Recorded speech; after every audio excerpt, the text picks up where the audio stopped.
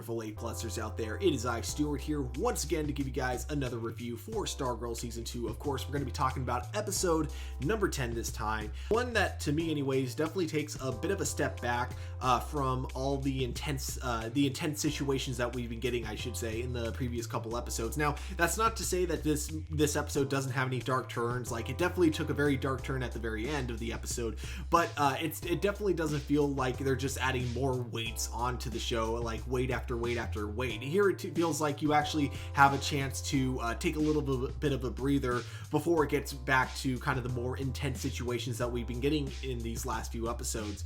But you know, to start out, we do get one more flashback to that time period that we had been visiting with Jay Garrett. Now, the reason I say time period and I don't give a specific date is because the flashback itself, much like the ones in the previous episode, they're pretty much just labeled as decades ago. So really the time period that it kind of takes place in, you know, they're very vague on it, and I think it's kind of smart to do it that way, because usually when you put specific dates on specific events, then you get nerds like me that are going to keep track of it and then just suddenly be like, hey, wait a minute, this doesn't add up, because if this took place here, this couldn't have happened. You see what I mean? Like, I definitely get why they're trying to be vague about it. It's kind of a smarter way so you don't write yourself into a corner for later seasons if you decide you want to add something else that happened during that flashback that technically wouldn't have worked if you put a set date there.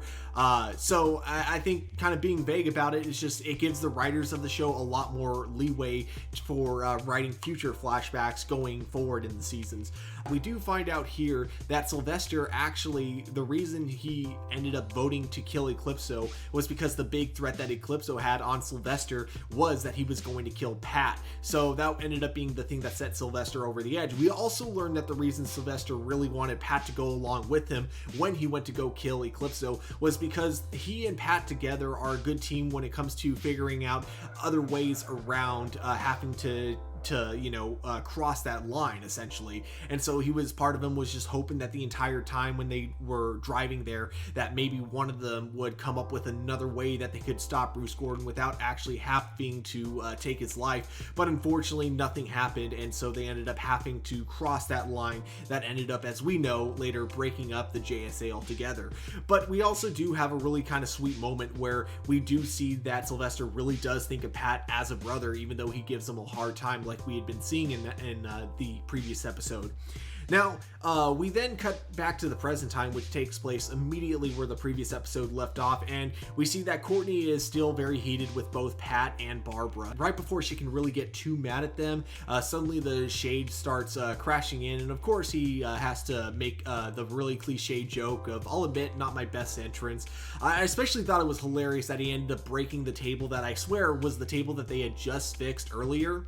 But he then reveals that there is a way to defeat the Shade once and for all, not the Shade. There is a way to defeat Eclipso once and for all, and that way would be to restore the Black Diamond. If they were to do that, then theoretically Eclipso should go back to being trapped in the Black Diamond, which to me sounded way too easy to be true. But at the same time, with everything that we had been seeing from Shade in the previous episodes, it really did seem that like, even though the Shade is definitely a villain, he didn't really come off to me as just like an evil person. So he reveals that the only way to fix the diamond is with the staff, which, I mean, I guess kind of makes sense. The staff was the one to destroy it, so it makes sense that the staff could be the one to repair it. However, it might be because the staff is still not at full power, but for whatever reason, unfortunately the staff isn't able to repair the Black Diamond. So Pat suspects that the only way to fully repair it is to use the Green Lantern ring. So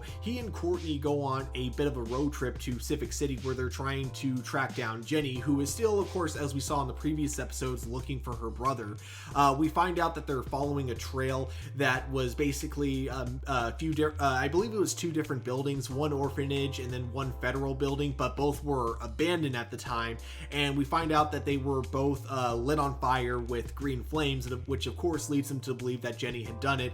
But I don't think either of them suspected that she did it, out of being evil. They both suspect that it had to have been an accident, but regardless, it is something that they definitely need to address the next time that they end up seeing her. So they do end up going to Civic City, where they look into the JSA headquarters, and so it is our first time being able to see the JSA headquarters in present day, which I thought was really cool. With there being now a Civic City in the show, I am wondering if eventually, like, you know, if the show keeps going for more than 4 or 5 seasons, if we eventually get to the point where the characters actually grow up to be adults and they're no longer in high school, could we see the show kind of slowly shift to Civic City? And if that was the case, it would be kind of an easy way, I think, if they actually did want to move production of Stargirl to Vancouver, which is a very likely scenario given that you know, that's where a lot of other CW shows get filmed, and it would just make things a lot easier if they wanted to do more crossover with like other crossovers with other Arrowverse TV shows out there. It does make sense that the step that they would want to take for that is to move the production to Vancouver. So I think Civic City in a way is kind of a setup for that, for something that we might see going forward in either Stargirl season 3 or Stargirl season 4, depending on, you know, when they decide to make a decision like that. And that's even if they end up going that direction. To me, it felt like that's what they wrote that in there for, was so that they have that option should they decide to use it later on going forward with the series. Now, I'm going to take this moment to kind of talk about a couple of not really filler moments in the episode, but it did definitely kind of feel like padding, but it wasn't like filler padding. It was more like padding of the episode to really set up key elements that we're going to be seeing later on in the in episodes going forward. One of those being that we have Solomon Grundy giving Rick Tyler some apples while he's, you know, currently in jail, which you know, kind of a cute moment between the two of them. Of course, we don't see Solomon Grundy actually, but we do see the apples being thrown in through the window. So of course, we're able to kind of put 2 and 2 together, and it does also make sense as a way for the writers to not have to worry about special effects for Solomon Grundy being used in the season. I think that's one thing this season has been doing a really good job of when it comes to kind of the more expensive elements of the show, such as Green Lantern and Solomon Grundy, both of which have very expensive special effects, and I think they do a good job of being able to write them out of the show for as long as they need, but then bring them back when the moment really matters. And plus, it makes seeing them kind of feel just that much more eventful. You know, we could, like, I'm sure if the writers really wanted to, they could have written Jenny into the entire season as the Green Lantern, but to me, it just would have really made her overall effects that much less spectacular to look at every time we do get to see them.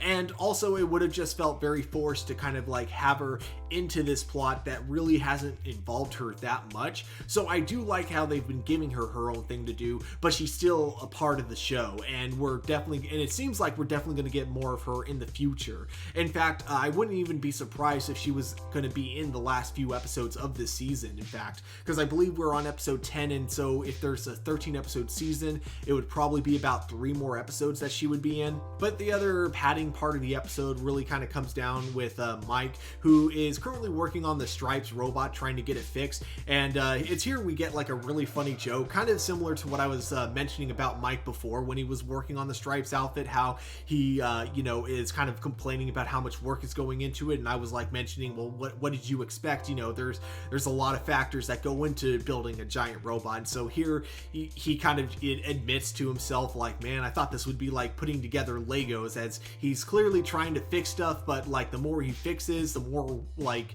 work he seems to be doing for himself. And so I'm just kind of wondering if we're going to get a moment where Pat gets really annoyed at him in the next episode. But we then see him listening to the radio, and we find out that purple lightning has been seen once again in Blue Valley, meaning that it can only be So Cool, who I also believe is known as Thunderbolt, if I'm not mistaken, basically the genie from a few episodes ago.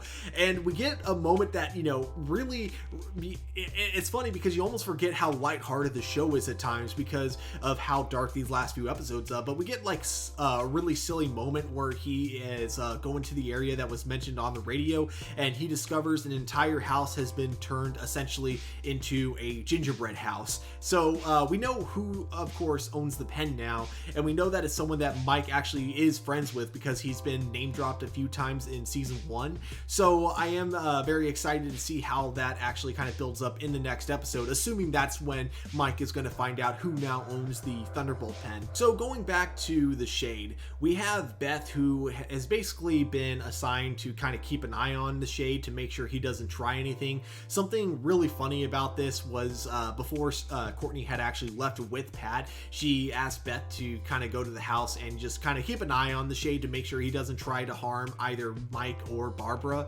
But I just kind of love Mike's reaction when he realizes Beth is the one that's there to protect them, and you know, kind of the same thing that I feel like a lot of people watching the show were kind of thinking, which is, you know, she doesn't quite have any power, so how is it that she's going to be able to really protect him?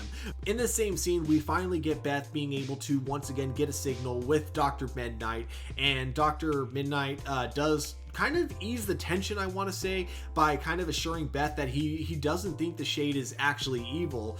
And Beth then gets kind of the idea that if the Shade's power comes from Eclipso, as we see in the origin that Dr. Midnight kind of gives to Beth, basically Dr. Midnight kind of tells the origin of the Shade, how he was just a con man, and the way he got his powers is that he originally forged a Black Diamond in order to trick a cult into giving him a lot of money, but this cult wanted to use him as the human sacrifice. But because this wasn't the actual Black Diamond, but they were still drawing powers from the shadow dimension, it ended up linking itself to this phony Black Diamond, which ended up giving the Shade his powers, and that's why he and Eclipso are kind of linked to each other. Now, through looking at these files, Beth ends up hoping that because their powers are connected, maybe the Shade can actually bring Dr. Midnight back from the Shadow Realm. I know it's not actually called the Shadow Realm, but you know what? It's kind of a funny name for me because it's a shadowy dimension, so why not call it the Shadow Realm? You know, that's to me it is kind of a fitting name, I guess.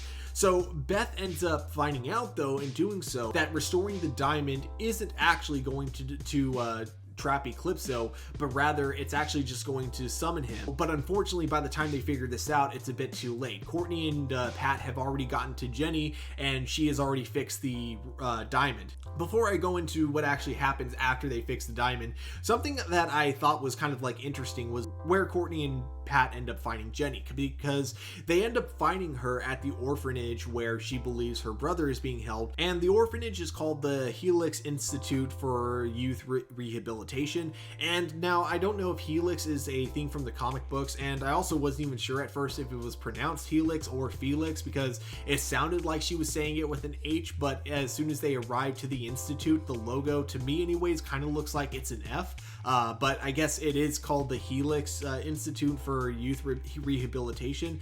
Now, I don't know anything about this institution, if it is in the DC comic books or not, but all I can say is that this screams supervillain location. Like, if I had to guess, I would assume that this orphanage really is kind of like, you know, maybe part of it is a real orphanage, but another part of it is that they look for teenagers with metahuman abilities and basically try to experiment on them. Or it could be that they give non-metahuman teenagers like metahuman abilities. Basically, kind of a Cadmus type organization is what I'm expecting from this, and we'll have to see how that plays out later on. But the people at the institution claim that her brother is no longer there. However, we clearly see as soon as they leave the institution that the nurse running it is definitely hiding something. And this is something that I think will be a setup for season 3 of Stargirl, which is something I'm really looking forward to. And it could also be the reason that we end up having Sylvester looking for Pat, because maybe he knows something about this institution and he needs all the help he can get to put an end to it. Going back to the Black Diamond, however, Jenny is able to put it together with the Green Lantern ring, but as stated earlier, this ends up summoning Eclipso. Now, Eclipso, of course, as he arrives, as Courtney and Jenny try to weaken him with both the staff and the Green Lantern ring, but the staff does basically nothing to him, and because it does absolutely no damage at all, whereas before we saw it doing at least some damage, I'm going to assume that the staff just wasn't at full power, and that was why it wasn't able to restore the Black Diamond. And we do then see Jenny trying to attack Eclipso with the Green Lantern ring, but even that's not enough. While it does, you know, much like the staff when Courtney originally strikes him with the staff, it's enough to kind of push him back for a minute, but definitely not enough to like really hold him back. He ends up being able to knock out Jenny, but unfortunately with Courtney, he ends up being able to send her to the shadowy dimension, and Pat does try to rescue her before she gets sucked in, very similar to the same way Courtney was trying to rescue Sydney before she got sucked in a few episodes ago. But unfortunately, much like Courtney, he is unsuccessful to save her, and that is where we end this episode. But yeah, guys, like I said, this was another really good episode. While it definitely kept the consistent writing, it definitely took a little break from a lot of the darker elements, that is right up until the very end of the episode when we see Courtney going missing. And we know that next episode is going to focus probably on her and Sydney together in the shadowy dimension. Now, my prediction is that we might be getting a little bit more backstory on Sydney, because we got a little bit of it. We got some hints of it this season here and there, but judging by the preview for the next episode, we might get like a full-on breakdown of essentially her whole backstory and why she is the way that she is. And through this, we could, get some hints that there is a redeemable person within Sydney, and whether or not Courtney tries to reach out to that, that's what we'll have to wait and find out. Now, another thing that I also feel like we're probably going to get in next episode that will probably have Sydney anyways have a little bit of pity on Courtney is, I'm wondering if, one thing that we're going to be facing is a bit of Courtney's like kind of insecurities and fears now that she's trapped in the shadowy dimension, which means she'll probably have to face those fears and illusions that essentially all of her friends have already had to face, but she was able to avoid thanks to the cosmic staff. And I'm thinking that could be something about her real dad. Like she might end up seeing her real dad in the shadowy dimension, who just says more things to her, even though it's not like actually going to be her dad. It's going to be a version of him who just says things to her that aren't true, but enough to, essentially kind of break her. And you might end up having Sydney being the one who has to help her. Now, of course, I don't know. These are just some predictions I got, but without a doubt, I'm definitely looking forward to next episode, getting some more screen time with Courtney and Sydney together and seeing how that all works out.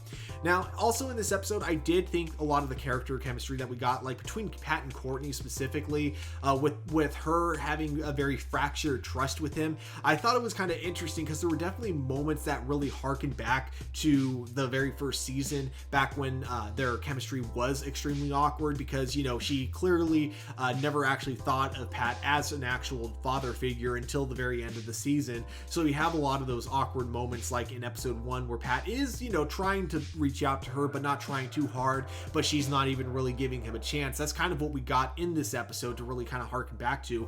But we do know that, of course, it's not like this is really going to last. I do feel like as soon as Pat or whoever is able to rescue her from the shadowy dimension actually rescues her, we are going to get like a more understanding Courtney, because she's going to realize how much fear had to have been in the JSA, knowing that Eclipso could do this to anyone at any time, and that it makes sense that they would take these extreme measures in order to protect the bigger number, if that makes sense. Basically, kind of the Vulcan logic in a way, which is like the needs of the many outweigh the needs of the few. And that's probably what Courtney is going to experience when she's like in the shadowy dimension, and she's going to have like a little bit of a more perspective of why the JSA ended up crossing the line that they ended up having to cross to defeat him the first time. Now, that's not me trying to say what they did was right. Obviously, no matter what, I do believe killing is wrong, but at the same time, sometimes you're left with no choice but to do the wrong thing, and there isn't usually a correct way in how to go about something, and I feel like that's what Courtney is unfortunately going to have to learn next episode. But guys, overall, once again, another really good episode this time, and now with Courtney being trapped, I look forward to seeing how they get her out in the next episode. I'm also really curious how they're going to wrap everything up with there only being 3 more episodes, because we still have to deal with Yolanda, not wanting anything to do with the JSA. You have Rick Tyler, who is still in jail, and now you got Mike trying to investigate who has the Thunderbolt pen, but I don't suspect it'll take him that long to figure it out, since it is one of his friends from season 1 of the show. So yeah, but overall, guys, I did think this was a really good episode. Definitely recommend checking it out. But of course, at the end of the day, these are just my A+ opinions. We here at A+ Opinions always want to know what you guys think, so definitely let me know what you thought of the episode in the comments below. Don't forget to hit that like button, subscribe to our channel, but of course, guys, above all, don't forget to keep it A+. I'll talk to you all later.